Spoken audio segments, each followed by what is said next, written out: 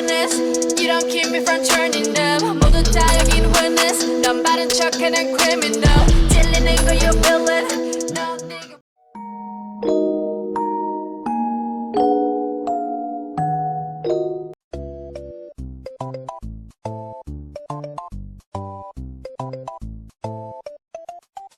Olá pessoal, tudo bem com vocês? Aqui é a Miyuki. KARD é um grupo misto sul-coreano formado pela DSP Media em 2016. Ele é composto por 4 integrantes, J-Sub, BM, Somin e Jiwoo. Atualmente, o KARD é o único grupo a ter membros homens e mulheres, algo não muito comum na indústria do K-pop. E embora KARD seja muito popular aqui no ocidente, principalmente no Brasil, ele não é muito popular na Coreia do Sul. Como um grupo tão bom como o KARD passa despercebido na Coreia? É algo que eu sempre me perguntei e cheguei a uma conclusão. Mas para entender isso, a gente precisa entrar um pouco na cultura e no pensamento coreano. Em toda a história do K-pop, não houve ao menos um grupo misto que tivesse chegado a fazer muito sucesso tanto no Ocidente como no Oriente. Mas, concentrando a fama apenas na Coreia do Sul, houveram grupos mistos que fizeram muito sucesso na década de 90, como Sharp, Coyote e, claro, Rora. O KARD não é o primeiro grupo com integrantes tanto masculinos quanto femininos. Ao longo dos anos houveram outros, porém o K-pop mudou muito e hoje em dia grupos mistos não são tão bem aceitos como na década de 90. Por isso muitas empresas abandonaram essa ideia de trazer grupos mistos para o K-pop, já que a maioria acabou dando desbande muito rápido. Normalmente eles debutam com muito hype, justamente por serem um grupo misto, eles chamam muita atenção, mas com o tempo eles vão perdendo a força e acabam dando desbande. Hoje em dia, mais de 20 anos se passaram e a fórmula do K-pop foi mudando. Atualmente, K-pop é questão de estratégia, não é só música, é alimentar a fantasia dos fãs. E a principal fantasia, uma das mais importantes, tem a ver justamente com os fãs pensarem que um dia poderão ter algum relacionamento com os idols. Aquela fanfic que todo fã tem de que vai conhecer o ídolo e ele/ela vai se apaixonar. É importante lembrar que existem muitos duetos no K-pop, mas estes não são afetados por essa fantasia de namoro. Só que isso não funciona muito bem em grupos mistos, porque o mais comum é nós associarmos aqueles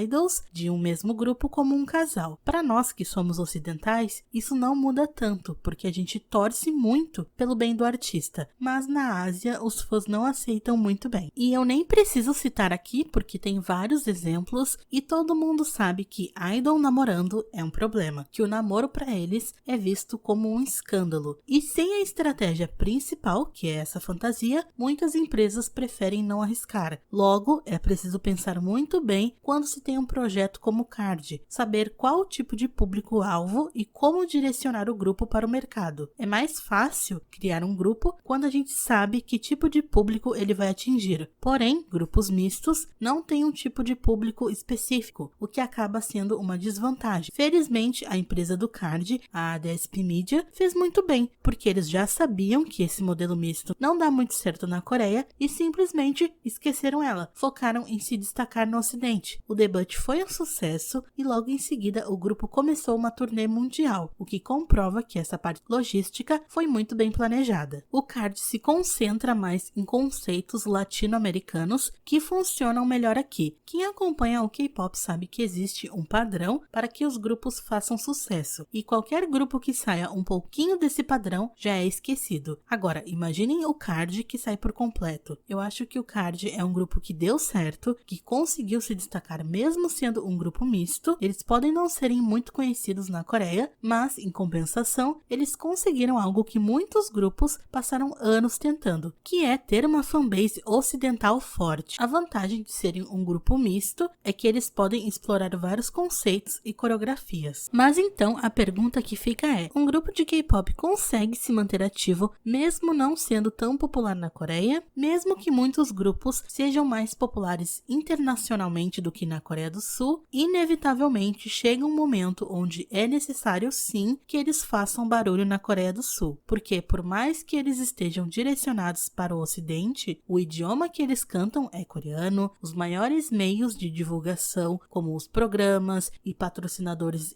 estão na Coreia e até mesmo com vendas. Por exemplo, aqui no Brasil, nós não temos lojas especializadas em produtos oficiais de K-pop. Para comprar, a gente precisa importar da Coreia, às vezes o preço não compensa e a gente acaba deixando de comprar. Enfim, é mais difícil o produto chegar até nós. Nós somos muito bons em alcance na internet, mas em compensação, em questão de compra, somos a minoria. Por isso, chega em um determinado ponto onde o grupo precisa sim ter uma certa fama na Coreia do Sul, porque o público de lá tem um poder de compra muito maior que o nosso. Caso contrário, a longo prazo, esse grupo pode perder visibilidade. Claro que o KARD ganha muito dinheiro com as turnês e shows, mas imagine quanto mais eles ganhariam com as vendas de álbuns, encontros de fãs, promoções e publicidade. Isso sem falar que pode ser cansativo o fato do grupo viajar tanto, e isso pode causar danos físicos e emocionais. Recentemente também surgiram rumores de um possível disband,